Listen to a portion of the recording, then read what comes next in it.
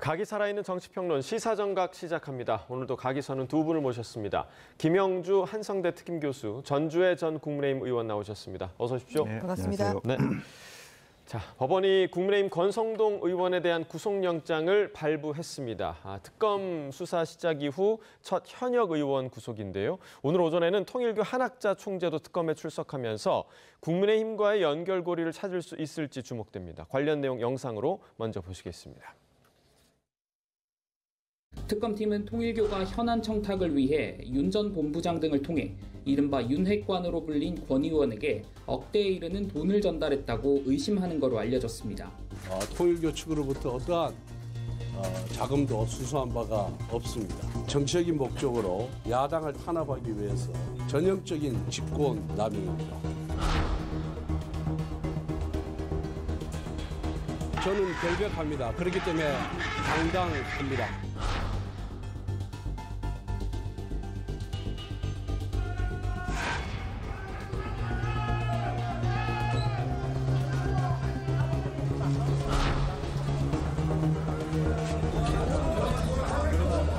권성동 의원에게 1억 원 전달하신 거 맞습니까? 그런데 수고가 많아요. 나중에 들으세요.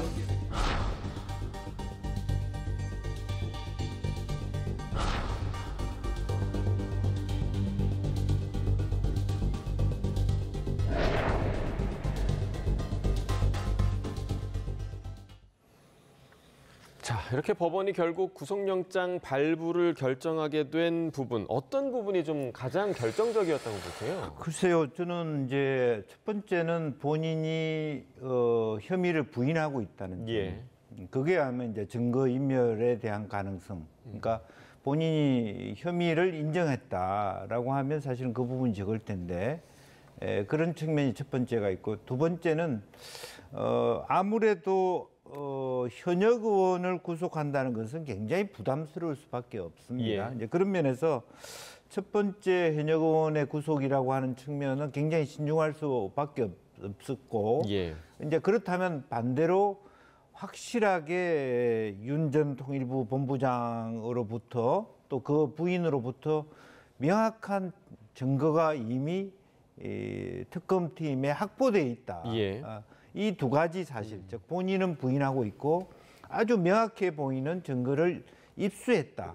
그렇기 때문에 실제로 어쨌든 본인이 결과적으로는 밖에 있으면 이 부분과 입을 맞출 수 있다라고 하는 측면에서 증거인멸을 다루었지 않았냐, 그렇게 보여집니다. 네, 지금 말씀해 주신 그 특검이 쥐고 있는 명확한 증거라고 알려진 것이 바로 그 1억 원, 그러니까 권성동 의원이 받았다는 1억 원 그 관봉권 형태의 1억 원 사진이라고 하더라고요. 이 부분 좀 어떻게 보셨어요? 그러니까 직접 주고 받는 것을 뭐 찍은 영상이 있는 것은 아닙니다만 건네기 전에 이제 찍었다는 그 예, 관봉권 사진, 그리고 또 돈을 건넸다는 그 윤 전 본부장의 뭐 진술, 이런 것을 보고 아마 법원에서는 범죄 사실이 소명된 거 아닌가 하는 그런 판단을 내린 거 아닌가 싶습니다. 예, 예. 근데 저는 이제 우려스러운 게 뭐냐면, 물론 영장 실질 판사가 전적으로 그 구속 여부를 결정을 하고 있습니다만, 그 요새 사법부를 이제 덮고 있는 그런 것이 뭐냐면, 지금 정치권에서 민주당에서 몇몇 의원이 나서서 지금 조희대 대법원장 이제 예. 사퇴하라 이제 이렇게 나오고 있지 않습니까? 예, 예. 사실 이러한 그 민주당, 그 거대 여당의 이러한 그 사법부에 대한 무거운 메시지를 가진 이런 말들이 일선의 판사들에게 영향을 저는 미친다고 보고 있습니다. 예, 예, 예. 그러니까 예를 들어서 얼마 전에 있었던 한덕수 총리에 대한 영장 기각된 다음에 또 뭐 내란 특별재판부를 또 그러면 해야 된다.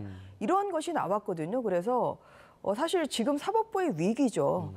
사법부의 수장이고 또 임기가 보장된 이 대법원장에 대해서 아무런 그런 명분 없이 사퇴하라고 하는 것 자체가 사법부의 구성원들로서는 굉장한 위기감을 가지고 있고, 이러다 보니까 또 영장이 만약에 기각이 된다고 하면 어떠한 사태로 지금 이어질지 이것은 너무 명백하지 않습니까? 이제 이런 면에서 요새 그 이루어지고 있는 이 민주당의 그 사법부에 대한 공격이 예. 결국 판사들로 하여금 영장을 발부하게 하는 또한 좀 사법부의 어떤 그런 그 심사를 하는 데 있어서 위축을 예. 하게 하는 저는 그런 결과로 이어지지 않았나 그렇게 생각이 되고 굉장히 저는 큰 우려를 표시하는 바입니다. 네, 그러니까 이제 여권의 사법부 압박에 판사들이 그만큼 좀 부담감을 가졌을 가능성이 있다라고 분석을 해주셨는데 지금 저희가 조금 전에도 영상에서 보셨지만 말미에 권성동 의원 말고도 지금 특검에 수사를 받은 압수수색을 당했던 그런 의원들이 있습니다. 그래서 지금 야권 전체로 지금 이 특검 수사가 전방위적으로 확대될 거 아니냐, 칼날이 국민의힘을 향하는 건 아니냐 이런 우려의 시선도 좀 나오고 있어요. 그동안에 이제 그거야말로 사실은 이제 검찰이 비판받아야 될 대목이 있습니다. 예를 들면 5, 6년 끌던 것들을 특히 나경원 의원 같은 경우는 이제 그런 측면에서는 패스트트랙과 관련해서 그런 부분에 대해서 갑자기 계속 그 5년씩 6년씩 지고 있다가 그리고 난 다음에 정권 바뀌고 난 다음에 우리가 깜짝 놀랄 정도로 세게 형량을 때린다든지 이것들은 오히려 정말 그 검찰 자체도 비판받아야 될 어떤 검찰 개혁의 대상이 된다라는 생각을 갖게 되고요. 그래서 몰아서 이렇게 하니까 예. 이것 자체가 검찰에 대한 어떤 의심을 갖게 되고 또 실제적으로 보면 이것이 현 정부에도 부담을 주는 겁니다. 야당이 주장하듯이 이건 말하자면 정치적 탄압이다라고 하는 그런 말을 나올 수밖에 없도록 하는 계기를 그렇게 만들고 있다. 그러나 어찌됐든 지체제에 있던 부분이 이제 한꺼번에 터지다 보니까 예. 이런 부분들이 있는 것 같고 다만 지금 이제 이번 그 관세 협정에서도 일부 나왔습니다만은 종교인에 대한 대대적인 어떤 수사라든지 정치인에 대한 대대적인 수사는 조금 더 신중할 필요가 있겠다라는 그런 생각을 갖게 됩니다. 예, 자, 오늘 그 앞서 보셨지만 한학자 총재가 특검에 출석을 했거든요. 자진 출석의 형태였는데 결국은 특검이 한학자 총재에게 확인하려는 건 그 건네줬다는 1억 원에 대한 지시 여부겠죠? 어떻게 네. 보십니까? 맞습니다. 이제 그래서 수사에 칼 것이 또 정치권뿐만 아니라 예. 통일교라는 그런 그 종교 단체에도 지금 향해 가고 있는 그런 모습인데요. 아무래도 이제 한학자 총재에게 확인할 것은 이 1억 원을 건네는 것을 이제 알았는지 사실 이제 그런 부분 아니겠습니까? 예. 이제 그런 부분에 대해서 오늘 뭐 충분한 그런 수사가 이루어질 것으로 보입니다. 지금 한학자 총재가 한 번 또 특검의 소환에 대해서 지금 출석하지는 못했죠. 한 번 이제 불출석하고 오늘 출석을 했는데 예. 건강도 굉장히 안 좋고 또 어떠한 그런 구체적인 지시가 있었는지 좀 그 부분에 대해서 글쎄 저는 이제 그 부분에 대한 어떤 확인 차원에서 오늘 소환을 피해갈 수 없었다고 이제 보이는 것이고요. 그리고 아직까지 그런 그 통일교 총재 차원에서의 어떤 그런 뭐 구체적인 지시가 있었다 아직 그러한 이야기는 안 나오고 있느니만큼 또 특검에서도 또 원칙에 따라서 또 그 범죄 사실에 대해서 충분한 수사는 하되 어떤 그런 그 보여주기식이랄지 아니면은 망신주기식이랄지 뭐 이러한 좀 수사에 로 이어지는 것은 저는 지양을 해야 된다고 생각합니다. 예. 이번에 이재명 대통령이 이제 트럼프 대통령과 만났을 때 또 종교계의 이야기가 나왔습니다만 사실 뭐 그 통일교도 또 미국에 뭐 여러 교인들도 있을 뿐만 아니라 어느 정도의 영향력이 좀 있다 이런 이야기가 좀 들리기 때문에 예. 자칫 외국에서 봤을 때는 어떤 종교 탄압으로 보이지 않도록 또한 그 원칙에 따라서 또 신중한 그런 수사가 필요한 시점이라고 생각합니다. 네, 자 이제 3대 특검이 수사를 시작한 이후 첫 현역 의원 구속, 권성동 의원의 구속이었는데요. 오늘 아침 국민의힘 장동혁 대표, 지금은 그냥 야당인 게 죄인 시대다 이런 말을 하기도 했는데 그 내용 함께 들어보겠습니다. 지금은 그냥 야당인 것이 죄인 시대입니다. 우리가 돌이켜서 수사에 협조를 제대로 하지 않았던 이재명 전 대표에 대한 영장실질심사에서 그때는 야당의 대표여서 위증 교사를 하고도 증거인멸의 우려가 없다라고 면죄부가 발부되던 시대라면 지금은 야당인 것 자체가 죄인, 성실히 수사에 임했고 불체포 특권까지 포기했던 야당의 전 원내대표에 대해서 구속영장을 발부하는 것, 이것은 결국 특검의 여론몰이식 수사에 대해서 법원이 협조한 꼴이 되었습니다. 자, 과거 이재명 대통령이 야당 대표였던 시절을 소환을 하면서 비판을 했는데 그때와 지금이 좀 어떻게 다릅니까?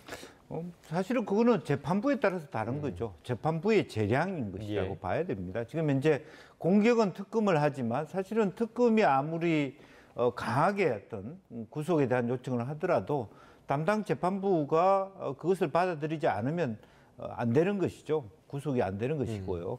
지금은 이 재판부에 따라서 결과적으로 뭐 자유심증주의적 원칙 하에서 지금 우리 전주의 의원님도 판사 출신이기 때문에 자기 양심껏 그런 재판을 하는 것이기 때문에 그것을 일반화해 가지고 실제로 뭐 모든 정치인이 뭐 예를 들면 그 실질 심사 받으면 다 구속해야 되는 그런 건 아니지 않습니까? 그걸 이렇게 장동혁 대표가 일반화시키려고 하는 그때는 그렇고 지금은 왜 그러냐라고 얘기하는 건 논법 자체가 상식적이지 않다.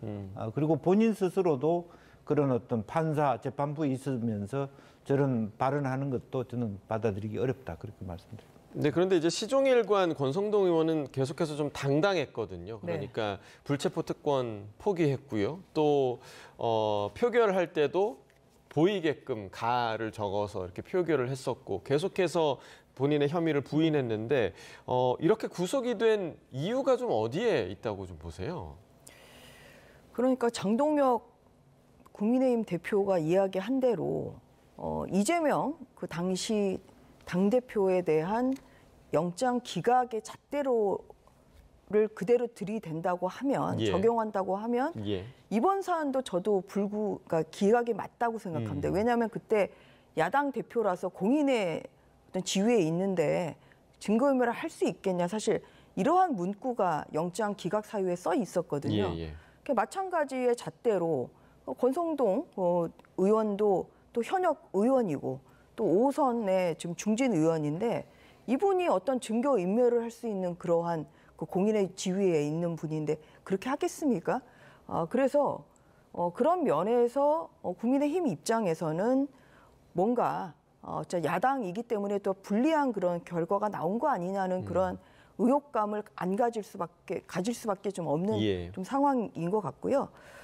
그리고 또 권성동 이제 의원 입장에서도 페이스북에 이제 이것이 정치 탄압이다. 그리고 정치 탄압의 지금 그 출발점이라 지금 이런 우려감을 좀 표시하고 있죠. 그리고 또 문재인 정부에서도 자신을 쓰러뜨리지 못했던 것처럼 이재명 그 정부에서도 나를 쓰러뜨리지 못할 것이다. 근데 결국은 진실 여부는 이 영장 단계에서 결정하는 것은 아니고 이제 사법부의 판단에 달려 있는 것이기 때문에 그러한 면에서 이제 본인은 굉장히 결백하다고 주장하고 있어서 이 유죄 여부는 결국은 그 재판, 그 본 재판에서 이제 가려져야 될 그런 사안이 아닌가 싶습니다. 다만 아까 말씀드린 대로 이렇게 재작년에는 야당이라서 오히려 더 신중하게 야당 탄압으로 비춰지지 않도록 사실 재판부가 고심했던 거 아닌가 저는 그런 생각이 들었는데 이재명 그 당대표 영장 기각을 보고 그런데 지금 야당 이 신분인 그 국민의힘에 대해서는 오히려 지금 사법부에 대한 여러 가지 그 추미애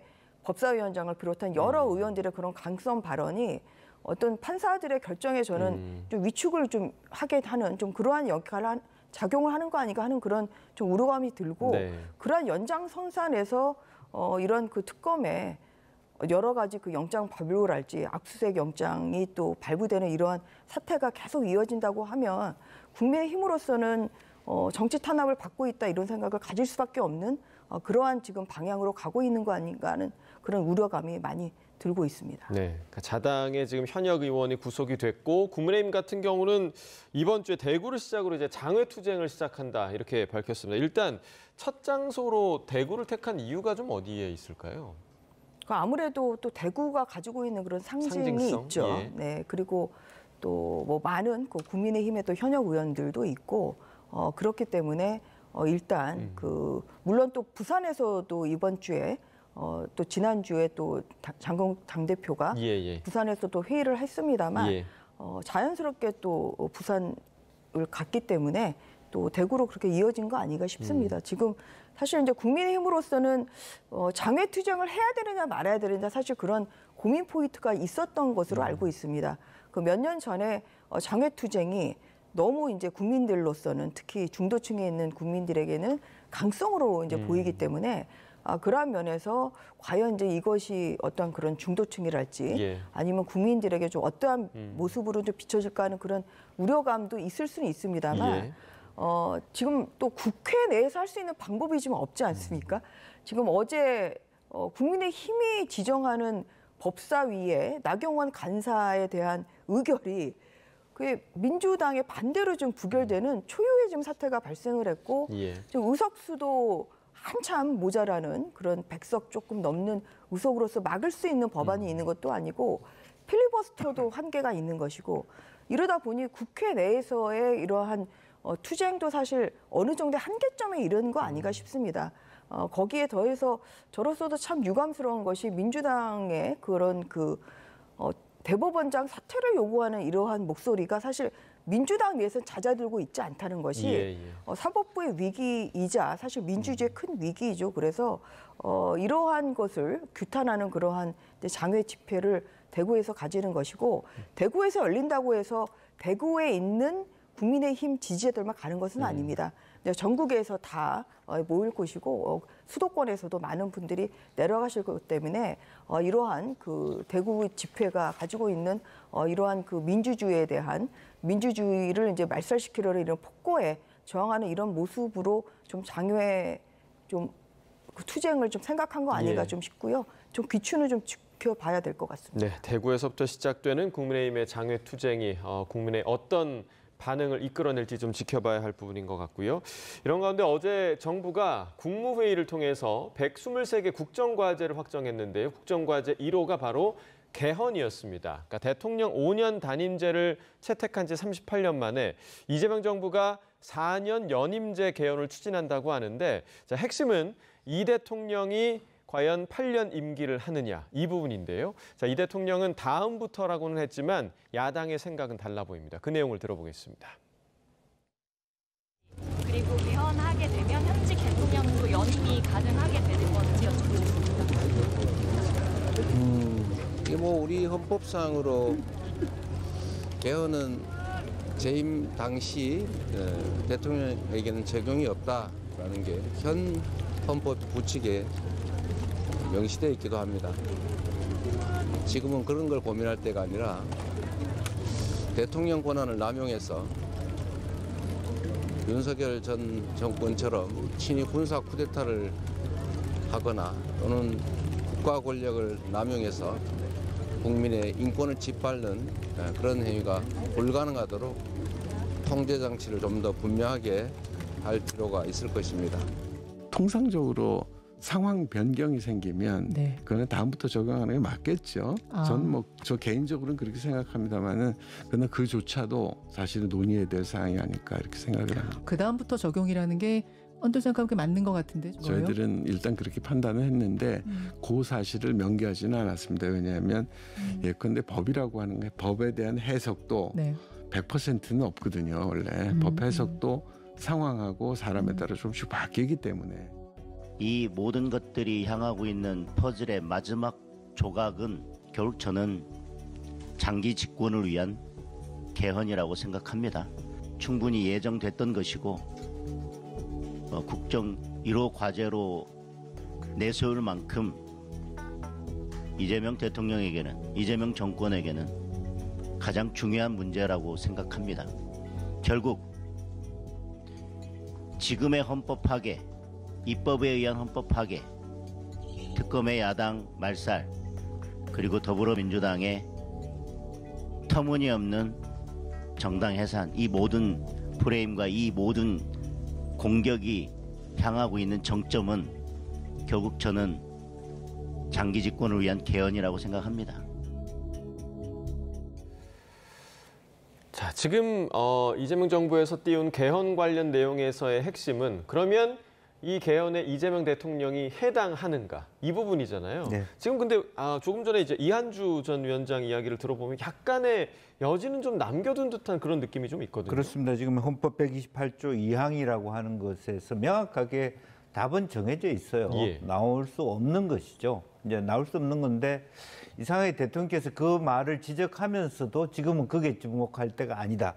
그렇게 얘기했고 이한주 원장도 국정기획위원장도 상황에 따라서 달라질 수 있다라고 말을 약간 흐리는 이제 그런 부분인데 실제로 이것을 뭐 공포로 생각할 것이 아니라 그러한 부분에 대해서 그런 어떤 변경의 시도를 할 수 있는 것은 결국 그 여론이라고 생각합니다. 또 대통령 지지율이라고 생각하고요. 근데 그런 면에서 이러한 부분을 막는 것도 장동혁 대표를 비롯한 야당 혹은 중도층이 얼마나 그 잘 정치를 해가느냐 딸려 있는 문제가 아닌가 그렇게 생각이 들고요.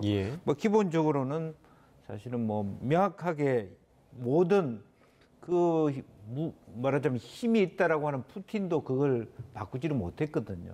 연임이냐 중임이냐 그래서 자기 보좌관이었던 메드베제프를 대통령 한번 하고 다시 돌아오는 이제 그런 경우가 있었기 때문에 이제 그런 면에서 야당의 그것을 막을 수 있는 것은 야당의 어깨가 무거워졌다 저는 그렇게 봅니다. 그러니까 이 부분 지금 이한주 위원장이 해석하는 데에 따라서 조금 다르다 이렇게 지금 열어놓은 상황이고 만약에 뭐 민주당에서 또 이 문제를 수면 위로 띄운다거나 아니면 좀 여론을 좀 환기시키기 위한 그런 노력을 한다라고 한다면 그때 또 이야기가 달라질 수 있는 가능성도 있는 겁니까?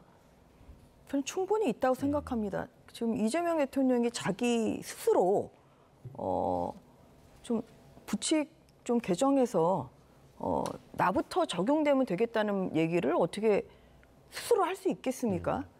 그래서 이제 본인은 그 부분에 대해서는 초연한 듯이 말씀을 하시지만 뭐 다 그 의중을 잘 아는 그러한 또 민주당 의원들이 당연히 이 부분 그 지금 현역 대통령부터 적용하게 하는 뭐 이러한 시도가 저는 충분히 있을 거라고 생각합니다. 이제 그런 면에서 지금 장동혁 그 국민의힘 대표가 이야기한 것처럼 어떠한 그런 그 이재명 대통령의 장기 집권을 위한 이러한 목표 아니냐 사실 그렇게 이제 의심이 드는 것은 뭐냐면은 사법 리스크가 있잖아요. 지금 그 중단된 대통령 취임으로 인해서 이제 중단된 그 재판이 지금 5건이 지금 있는 상황이다 보니 과연 그럼 대통령 임기를 마치고 법 앞에 평등하다는 그러한 각오로 재판에 임하겠는데 사실 그 부분이 궁금한 국민들이 굉장히 많죠. 근데 그러한 면에서 개헌을 함으로써 본인의 사법 리스크를 결국은 이제 없애려는 뭐 이러한 좀 시도 아니냐, 좀 이러한 좀 우려도 많이 들고 이재명 대통령이 회의를 하면서 지금 임기가 4년 9개월밖에 안 남았다. 이러한 좀 이야기를 했다는 그런 보도도 나오거든요. 그래서 이게 5년이 뭐 짧으면 뭐 짧지만 또 길면 긴 시간인데 대통령 스스로는 사실 뭐 시간 가는 것이 굉장히 1분 1초가 또 아깝다는 생각이 들 수도 있고 또 본인이 생각하는 국정 철학을 5년 내에 다 완수하기는 어렵다는 그러한 현실적인 뭐 그러한 또 한계도 느낄 수는 있을 것 같습니다. 그래서 지금 당연히 이제 개헌을 띄우는 데 있어서 뭐 대통령 연임제, 4년 연임제로 갈 거냐 아니면 또 다양한 시각이 있지 않습니까?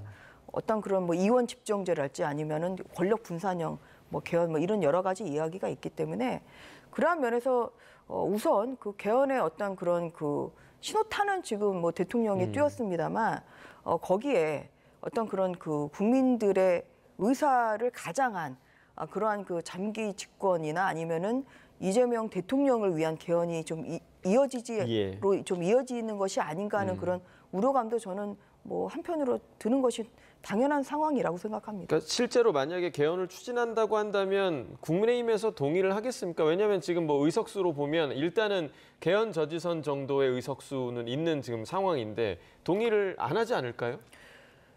저도 그렇게 생각합니다만 그래서 이제 뭐 권성동 의원의 지금 구속이랄지 사실 좀 그러한 부분에 대해서 국민의힘에서 굉장히 우려스럽게 이제 보는 것은 의원 수가 줄고 지금 있다. 이제 특검, 이제 특검에서 좀 여러 명의 지금 의원을 소환 조사를 했다는 것이고, 뭐 그리고 또 뭐 정당 예산 지금 운운하고 있고 지금 이런 상황이라 이게 그 개헌을 또 하는 데 있어서는 여야가 합의를 해야 일단 개헌안이 만들어지는 것이죠.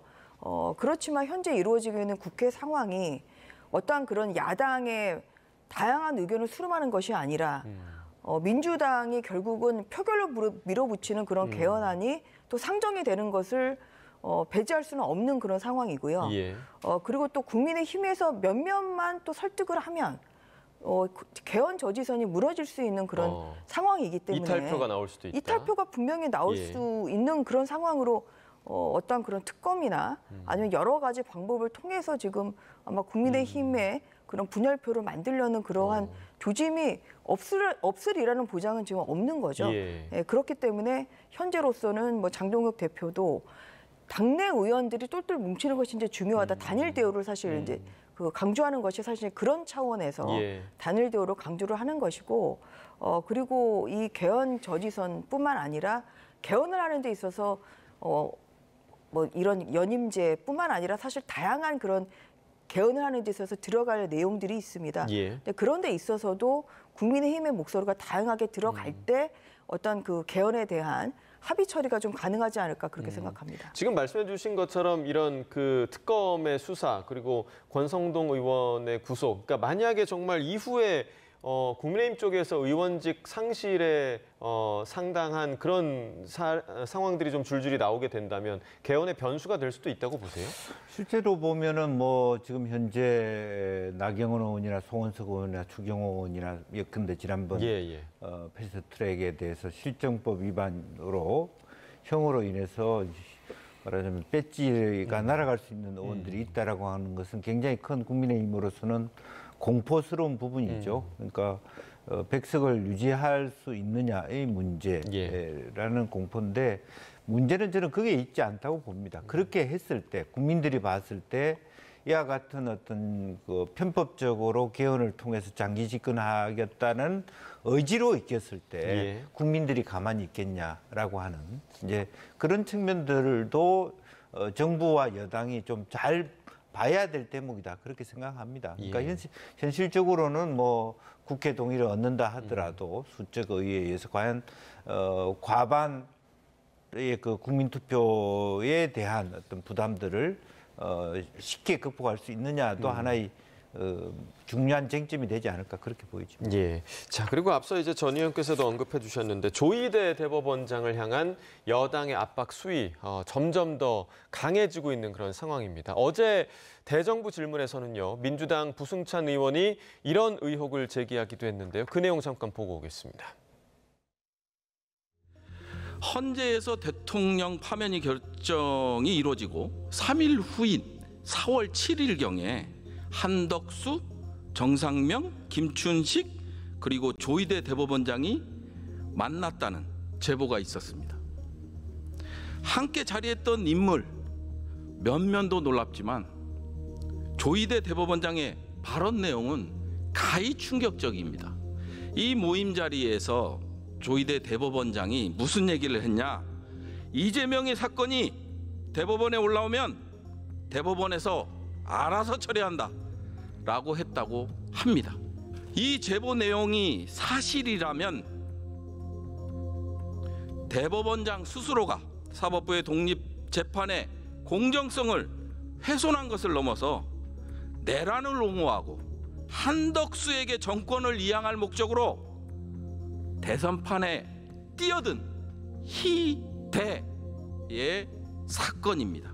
그 워낙 충격적인 내용이어서 사실은 저도 그랬는데요. 사실이라면은 뭐 그 치명적인 상처 내지는 국민들의 신뢰에 상처를 주는 내용이겠죠. 조희대 대법원장은 검찰총장 시절의 윤석열과 점점 닮아가고 있다고도 지적하고 있습니다. 자, 그러면 조희대 대법원장은 어떻게 하시겠습니까? 부승찬 의원의 의혹 제기가 만약 사실이라면 국민 여러분, 조희대 대법원장을 어떻게 해야 하겠습니까? 조희대 대법원장 스스로 언론인들의 입을 틀어막고 귀를 틀어막을 것이 아니라 스스로 답할 때가 되었습니다. 내란 특검은 이 제기된 충격적인 의혹에 대해서 수사해야 합니다. 자, 그러니까 윤 전 대통령의 파면이 결정이 된 이후에 한덕수 전 총리와 조희대 대법원장이 만났는데 이 자리에서 조희대 대법원장이 이재명 당시 대표 관련 사건에 대한 언급을 했다라는 이야기였습니다. 그런데 이 신빙성을 좀 어떻게 보세요? 왜냐하면 한 전 총리 측에서는 저희 YTN 쪽에 전혀 만난 적이 없다 이렇게 지금 얘기를 한 것으로 전해지고 있거든요. 어떻게 네. 좀 들으셨습니까? 그래서 이게 제보를 받았다라고 하는 것이 상당히 지금 어디까지 믿어야 될지 상당히 어려운 부분입니다. 예컨대 지금 방금 언급이 있었습니다만 한덕수 총리 전 총리 입장에서는 전혀 그전도 그 후에도 이렇게 만난 적이 없다라고 부인하고 있고요. 뭐 아직까지도 대법원이라든지 조희대 대법관이 이런 데 대한 언급을 일체하지 않으시고 있습니다만은 결과적으로는 이것이 어떤 그 잘못된 제보일 수도 있다라고 하는 것을 좀 생각해 볼 수 있다면 조금 신중할 필요가 있겠다는 생각이고요. 지금 이 부승찬 의원의 얘기는 한덕수 총리가 어쨌든 대통령 이후에 차기 대권을 생각하면서 이재명 야당 그 대표를 이제 소위 파기환송을 통해서 빨리 이제 감옥에 넣겠다라는 기획회의가 있었다라고 하는 부분입니다. 만약 그렇게 된다면 상당히 얘기는 달라지는 것이죠. 그리고 또 우리가 흔히 우리 김민석 총리가 계엄에 대한 얘기를 처음에 작년 여름에 했을 때만 하더라도 어떻게 그 말도 안 되는 얘기를 하지 했는데 그게 사실이 드러났기 때문에 이런 부분에 대해서 과연 그런 일이 있을까 하지만 왜 현재 민주당 의원들이 저렇게 세게 나오나? 라고 하는 부분에 대해서 실제 그런 실체가 있는지 이런 여러 가지 상당히 그 고민을 할 수밖에 없는 대목이고 여전히 그럼에도 불구하고 본인이 직접 뭐 인지한 게 아니고 제보를 받았다는 면에서는 조금 신중해야 될 부분도 없지 않아 있다 그렇게 보여집니다. 제보이기 때문에 지금 신빙성에 약간 고개가 갸웃거린다라는 말씀이셨고 이게 만약에 정말 의혹 제기에만 그치고 사실이 아니라면 또 여권에 또 역풍이 있지 않겠습니까? 어떻게 좀 보세요? 저는 전형적인 공작 정치라고 생각합니다. 저는 저 말을 듣고 청담동 술자리 의혹을 제기했던 그 김의겸 의원의 그 법사위 장면이 떠올랐거든요.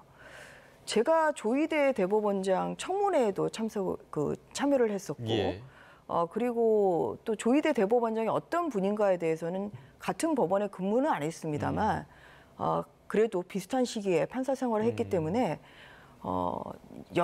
여러 분으로부터 들어서 알고 있습니다. 그 조희대 대법원장의 청문회 당시에 그 당시에 야당이었던 민주당 의원들조차 칭찬을 했을 정도로 정말 청렴결백하고 그리고 정말 법과 원칙에 따라서 재판을 하는 분입니다. 그러니까 지금 이러한 그 만났다는 것 자체도 저는 소설이라고 생각을 하고요. 그리고 그 자리에서 조희대 대법원장이 했다는 말도 지금 언급이 되고 있는데 정말 그것은 저는 정말 소설이라고 생각합니다. 그러니까 뭐냐면 아까도 제가 여러 차례 말씀드렸습니다만 지금 이런 그 민주당의 대법원장에 대한 공격이 잦아들지 않는다는 것이 굉장히 우려스럽다는 것이죠. 그러니까 이렇게 찔러보고 저렇게 찔러보고 지금 계속 이러고 있지 않습니까? 그리고 또 대통령실에서는 간보기를 하는 건지 처음에 김유정 대변인을 통해서 거기에 대해서 공감한다는 식으로 얘기를 했다가 여론이 안 좋아지니까 지금 발을 빼고 있어요. 그리고 우상호 정무수석이 어제 기자간담회를 자청해서 거기에 대한 당의 계획이 있으면 이것이야말로 정말 대단한 법치 유린이죠. 예. 너무 당연한 말을 대단한 기자회견으로 하고 계신데 저는 이 사법부에 대해서 지금 이루어지고 있는 이것이 결국은 조희대 대법원장의 낙마를 지금 목표로 하고 있는 거 아닌 그런 우려감이 많이 듭니다. 이제 그런 면에서 결국은 그 결정적인 이유는 이재명 대통령의 파기 환송심 아니겠습니까? 그래서 이 어떠한 그런 특정인에 대한 판결이 마음에 안 든다고 해서 결국 판사한테 그만두라 이렇게 얘기할 수는 없는 거예요. 그게 어떻게 그렇게 빠를 수가 있냐라는 지적은 좀 어떻게 보세요? 그것은 오히려 이렇게 생각할 수가 있는 거죠. 그리고 대법원으로서는 2심 판결이 너무나 명백하게 잘못됐다고 생각을 저는 했기 때문에 오히려 그 민주당의 그럼 대선에 가까울수록 만약에 예를 들어서 후보 등록일에 가깝게 만약에 선고를 했다고 하면 정말 파장이 더 큰 거 아니겠습니까? 예. 많은 대다수의 대법관들이 이 사건 2심 판결을 보고 또 기록을 보고 2심 판결이 명백히 잘못됐다는 그러한 공감대가 형성이 됐기 때문인 것이지 예. 어떠한 그런 대법원장이 나서서 이렇게 이 결론을 내리고 이럴 수 있는 구조가 아닙니다. 그렇기 때문에 그러한 면에서 빨리 잡힌 것은 그만큼 2심 판결의 오류가 심했기 때문이라고 저는 생각합니다. 그리고 대법원으로서는 이것은 이제 저의 추측입니다만 굉장히 이례적으로 빨리 잡았던 건 그만큼 민주당에 대한 그러한 그 민주당 대선 후보에 대한 오히려 그런 정말 그 예상치도 못한 그런 혼란을 조금이라도 줄이기 위해서 좀 그 선고기를 앞당겼던 거 아닌가 좀 그런 생각이 듭니다. 예. 그 이후에 이제 2심 재판에서 중단이 돼 있는 상황이고 그런데 이제 그런 상황에서 좀 과도하게 그렇게 특정 판결과 결부시켜서 대법원장을 흔드는 그런 모습이 국민들의 눈에는 정말 이 정부 여당이 사법권까지 자꾸 흔들려는 이러한 모습으로 비춰지기 때문에 굉장히 우려스럽다는 말씀을 다시 한번 드리는 바입니다. 네, 자 지금 그 말씀 중에 대통령실 강효정 대변인 이야기도 좀 해주셨는데 언급을 바꾸고 했던 그런 부분들에 대해서 지금 해임 얘기도 나오고 있습니다. 어떻게 해야 한다고 보세요?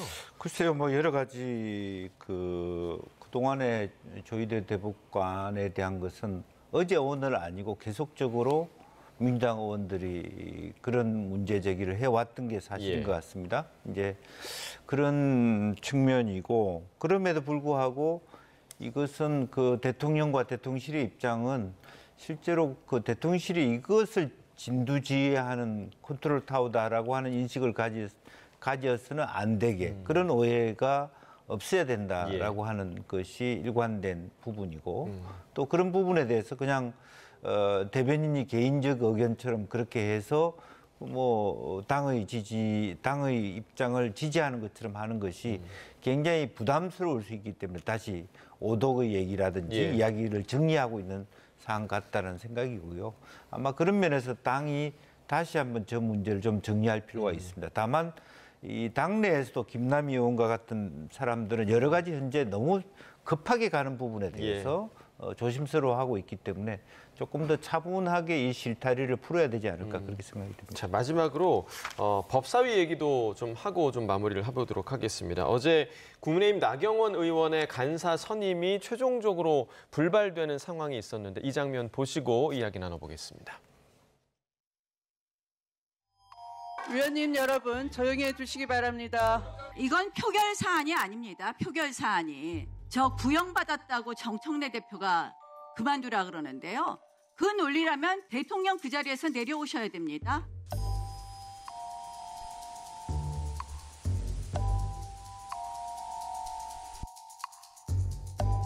네, 투표 결과를 말씀드리겠습니다. 총 투표수 10표 중 부 10표로 의사일정 제2항 나경원 간사 선임의 건은 부결되었음을 선포합니다.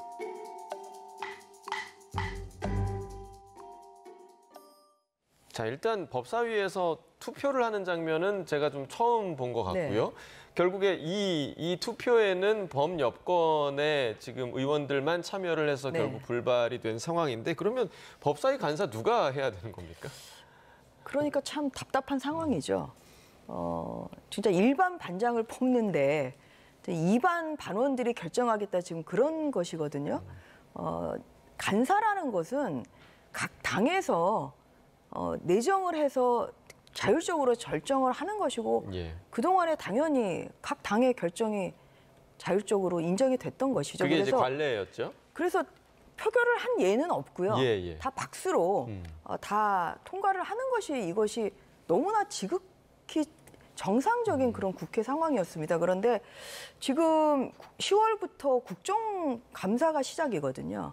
그러면은 다 간사가 있어야 어떤 그런 국정 일정이랄지 국감 일정이랄지 아니면은 각가지 그런 의사 일정을 협의를 합니다. 지금 민주당은 지금 그런 민주당 간사는 있습니다만 지금 국민의힘 간사가 없기 때문에 대화 상대가 좀 없는 상황이에요. 예. 그러니까 추미애 그 법사위원장을 비롯한 민주당 의원들이 그 나경원 의원의 간사 선임을 저렇게 반대하는 이유는 결국 나경원 의원이 간사가 되면 좀 뭔가 그 워낙 말씀도 잘하시고 또한 경력도 또 굉장히 깊으시기 때문에 오히려 이제 존재감이 나오는 것을 싫어해서 저렇게 하는 건가 하는 그런 의심까지 들 정도로 매우 비정상적인 상황입니다. 그렇기 때문에 오늘도 이제 국민의힘에서 원내 대변인이나 당 대변인 논평도 나왔습니다만 이것이야말로 의회 독재이죠. 이러한 면이 민주당이 그 추구하고자 하는 바가 무엇인가에 대해서 국민들이 목도하고 계실 텐데 저는 상식적이고 합리적인 국민들이라면 민주당의 이러한 그 지금 이루어지고 있는 행태가 민주당에 저는 좋게 그 영향을 미치지 않을 거라고 생각합니다. 네. 저는 나경원 간사에 대해서는 다시 한번 그 상정을 해서 신속하게 표결을 통하는 것이 아니라 정말 그 다수의 그런 박수로 그 추인돼야 되는 그런 상황이 빨리 좀 왔으면 하는 그런 바람을 다시 한번 말씀드립니다. 네, 그야말로 하루가 멀다 하고 고성이 오가고 싸우는 그 법사위 모습에 좀 지치는 국민도 좀 있을 것 같거든요. 어떻게 바라보고 계세요? 맞습니다. 그러니까 모든 법이 지금 법사위로 다 몰리고 있는데 법사위의 어떤 간사 스님이 이렇게 시간을 끄는 것은 굉장히 국익에도 배치되는 일이라고 생각이 들고요. 저는 민주당이 이렇게 어떤 포결을 하는 것에 대해서 국회법을 문제 제기해서 국회 사무처에서 윤리위에 제소한다든지 이런 차분한 국민의힘의 대처가 필요하다라고 생각이 들고 또 한편으로는 이렇게 감정적 차원으로 할 것이 아니라 힘을 논리로 하면 끝까지 안 되는 겁니다. 그렇다면 국민의힘이 대승적 차원에서 간사를 교체하는 것도 방법이다. 왜냐하면 국정고 감사를 앞두고 예를 들어 피감기관들이 다 있는데 이제 그런 면에서 아무래도 뭐 그것이 원칙적으로 나경원 간사가 간사가 될 자격이 안 된다는 뜻이 아니라 흠결이 없는 부분에 대해서는 다른 분이 있다면 훨씬 더 좋은 상태에서 국정감사를 할 수 있지 않겠냐. 저는 그런 개인적인 차원의 제안을 드리고 싶습니다. 네. 하루빨리 법사위가 제 기능을 회복하길 국민의 한 사람으로서 여야 모두에 좀 부탁을 드리도록 하겠습니다. 김영주 한성대 특임교수, 전주혜 전 국민의힘 의원과 이야기 나눠봤습니다. 두 분 말씀 고맙습니다.